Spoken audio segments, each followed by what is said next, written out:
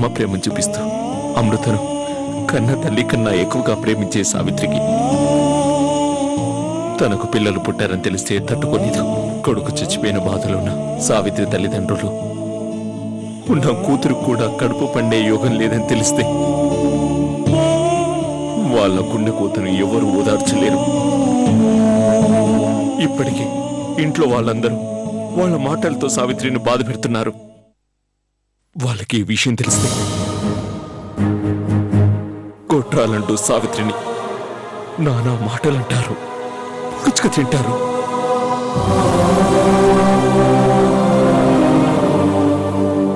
కేశవ, నీకు నాకు తెలిసిన ఈ విషయం ఇంకెవరికి తెలియకూడదు.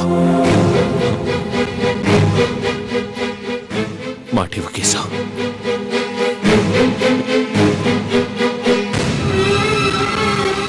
ఇప్పుడు ఎలా ఉందమ్మా? సడన్ గా నీకు ఇలా అయ్యేసరికి నేనెంత భయపడిపోయానో తెలుసా?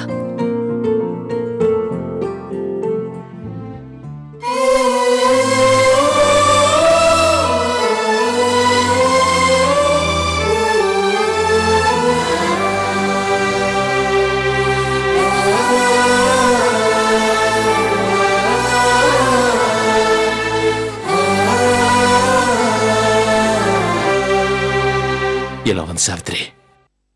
పర్వాలేదండి.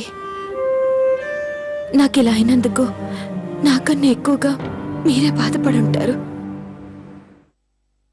నువ్వు అమ్మవి కాలేవన్న నిజం తెలిసాక బాధపడకుండా ఇలా ఉండగలను? బాధలే సావిత్రి, ఏం లేదు. నా కడుపులో బాధ మీ కళ్ళల్లో కనిపిస్తుందండి. రాజశేఖర్, ఇంకా ఎక్కువ రోజులు ఆలోచించడం మంచిది కాదురా. ఫుడ్ పాయిజన్ కాబట్టి 1-2 రోజుల్లో తగ్గిపోతుంది. ఇక్కడుండే బదులు సావిత్రి నువ్వు కొద్ది రోజులు బయటకు వెళ్ళి రెస్ట్ తీసుకోవడం మంచిది. ఇప్పుడు కాదత్తయ్య. ఇప్పుడు కాకపోతే ఇంకెప్పుడు వెళతావు? ఇంతకన్నా పెద్ద ప్రమాదం జరిగిన తర్వాత? అది కాదత్తయ్య. వెంటనే వెళ్ళండి. గుళ్ళు, గోపురాలు, పూజలు, పునస్కారాలు, వ్రతాలు ఇవేమీ సావిత్రిని కాపాడలేకపోయాయి. ఒకే ఒక్కసారి ఇంత మందు దానికి చెక్ పెట్టేసింది. పాలు విరిగిపోవడానికి 2 మజ్జిగ చుక్కలు చాలు. సావిత్రి కడుపు పోవడానికి 2 మందు చుక్కలు చాలు.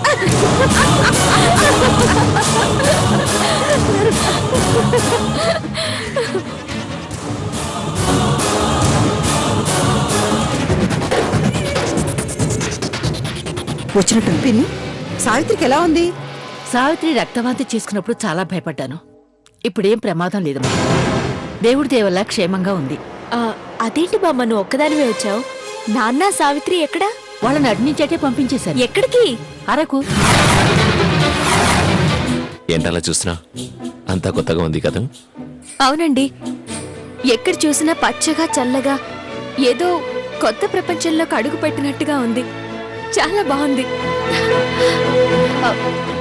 ఇక్కడ దింసా నృత్యం లాంటిదేదో చాలా బాగుంటుందని ఎప్పుడో విన్నాను. అంత బాగుంటుందా? నీకు చూడాలని ఉందా? ఎలాగో వచ్చాం కదండి, మా నూరు వెళ్ళిపోతే మళ్ళీ చూడలేంగా. అలాగే. అదొక్కటే కాదు, ఈ చుట్టుపక్కలున్న పరిసరాల్లో చూడదగినవన్నీ చూపిస్తాను. సరే నువ్వు ఉండు, నేను రెడీ చేస్తాను. మీరా? ఏ చేయకూడదా? ఆహా, అలాని కాదండి. నేను చేస్తానన్నానుగా. ఒక్క నిమిషం, చేయాల పెట్టు.